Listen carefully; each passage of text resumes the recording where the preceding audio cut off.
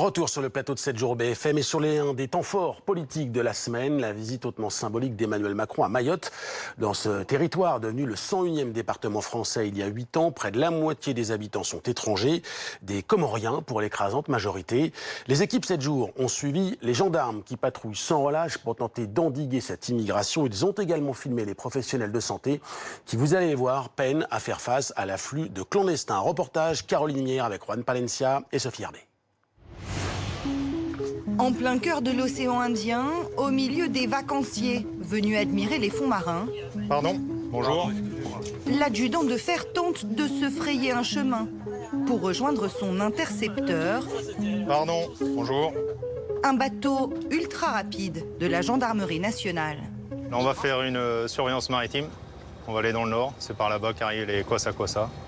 Les kwassa-kwassa, ce sont ces petits bateaux de pêcheurs utilisés par les passeurs pour acheminer les migrants à Mayotte.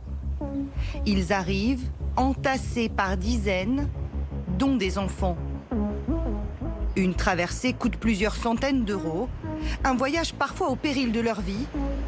Les autorités françaises repêchent régulièrement des corps de migrants dont l'embarcation a chaviré. À bord de leur Zodiac, les gendarmes sillonnent les eaux turquoises 24 heures sur 24. Depuis le début de l'année, ils ont intercepté 250 embarcations clandestines. Ils en ont d'ailleurs arraisonné une le matin même, avec 20 migrants à bord. Notre rôle, c'est vraiment la mise en sécurité des personnes, parce qu'elles sont sur des embarcations qui sont quand même précaires, et les ramener, donc nous, à quai. Et ensuite, à l'étude de leur dossier, la préfecture décide de leur expulsion ou pas. Mayotte, 101e département français, se situe à seulement 70 km d'Anjouan, l'île la plus au sud des Comores. C'est de là que viennent la grande majorité des migrants clandestins, attirés par une économie plus prospère dans ce petit bout de France. Cheyenne Nasra, on va reprendre un rendez-vous, d'accord? Et Chamousidine Nemati.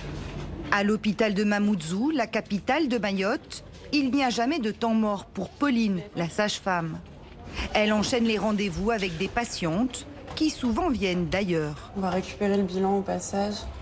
À Mayotte, 48% de la population est étrangère. Sur les causes d'immigration, c'est quand même principalement pour de l'accès aux soins en fin de compte. Donc c'est principalement ce qu'elles nous disent à chaque fois, c'est que l'hôpital c'était trop cher ou trop dangereux. Une immigration qui affole les compteurs. Tiens, donc c'est bon, Eutrope, PC, place intensive. Sur cette île, 20 fois plus petite que la Corse, nous sommes dans la plus grande maternité d'Europe, avec un nombre record d'accouchements.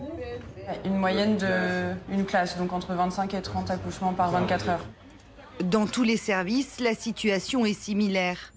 Des files d'attente à rallonge, avec des pathologies souvent lourdes, prises en charge tardivement, et que les médecins sont obligés de traiter en priorité. Nous, on a l'obligation de la prise en charge. Mais le gouvernement ne peut pas parallèlement fermer les yeux et dire qu'il y a obligation d'accès aux soins, qu'il y a obligation de prise en charge. Or, il n'y a pas les moyens.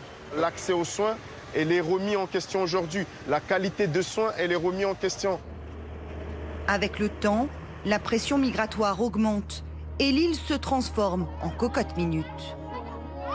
L'année dernière, pendant plus de 3 mois, les habitants ont manifesté leur mécontentement. Ils dénoncent un manque de moyens alloués par le gouvernement français et surtout une insécurité croissante. Hassani avait participé au mouvement. Sur la plage, devant chez lui, les kwassa-kwassa accostent presque tous les jours. Les Maoris ne sont pas des racistes, mais les Maoris réclament la tranquillité, réclament tout ce qui va avec, comme dans les autres départements. Mais vous imaginez le soir, après le boulot, tu n'es pas tranquille chez toi avec tes enfants, tu as peur d'être cambriolé, vandalisé. Une situation invivable pour Estelle Youssoufa. Avec son collectif, elle tente d'alerter le gouvernement sur un système qui, selon elle, entretient cette pression migratoire sur les habitants de l'île. Les permis de séjour qui sont livrés à Mayotte sont des permis de séjour territorialisés. Ils fixent les Comoriens à Mayotte. Nous, ici, on ne fait pas partie de l'espace Schengen, on ne fait pas partie de l'espace national. On veut surtout qu'il y ait la solidarité nationale face au poids de l'immigration clandestine et que les papiers qui sont délivrés à Mayotte fonctionnent pour l'ensemble du territoire national pour que ces étrangers qui sont régularisés puissent partir et aller en métropole et à La Réunion. Plus de moyens, plus d'hommes. Avec l'opération Shikandra lancée l'été dernier, le gouvernement veut renforcer sa lutte contre l'immigration illégale à Mayotte. Depuis le début de l'année, les expulsions ont augmenté de 150%. 22 000 individus ont été reconduits à la frontière. La plupart retenteront le passage après quelques mois.